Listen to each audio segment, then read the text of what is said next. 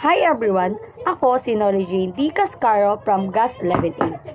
At sa vlog na ito, ating tuklasin ang kahangahangang sining pandepensa ng Pilipinas, ang arnis.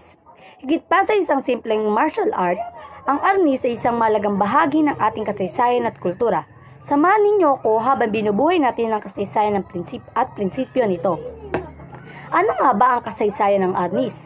Ang arnis, na kilala bilang kali o eskrima, ay mayaman sa kasaysayan.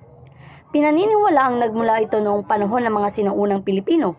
Ginagamit bilang isang paraan ng pangaso at depensa laban sa mga mananakop. Sa pagdaan ng panahon, umunlad ang arnis na impluwensya ng iba't ibang kultura at nagkaroon ng iba't ibang estilo. Ang mga estilo nito ay ang balintawak, kilala sa pagiging mabilis at agresibo, nagbibigay diin sa paggamit ng stick at improvised weapon.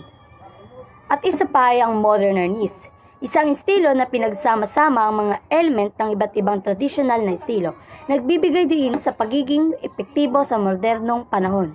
At ang mga impluwensya nito ay ang Espanyol. Ang mga Espanyol ay nagdadala ng mga armas at teknik sa Pilipinas na nag-impluwensya sa pag-unlad ng arnis.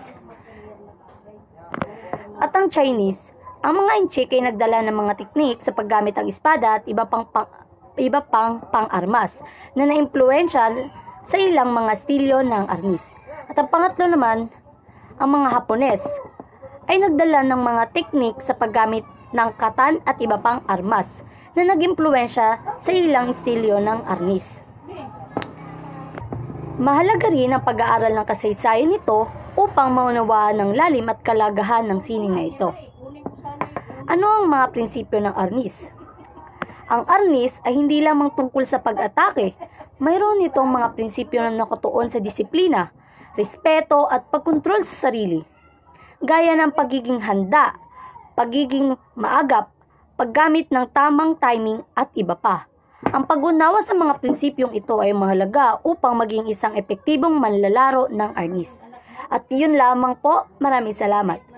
At muli, ako si Noli Jane D. Cascaro from GAS 11A.